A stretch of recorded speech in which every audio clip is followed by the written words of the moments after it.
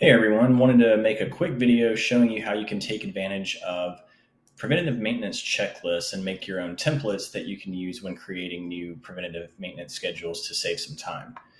So I'll explain here. If we go to our equipment category here and then select PM schedule, you'll have this icon over here on the right next to the Create PM button.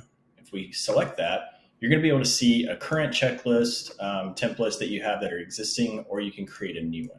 So I'll show you what creating a new one looks like. We'll say PM list 2, create. Now we've created a title here and we can start adding our items. So we can type item 1, click add, item 2, and item 3. Here's our list. We can rearrange these using the arrows. And then once you click off of that, it will save the template.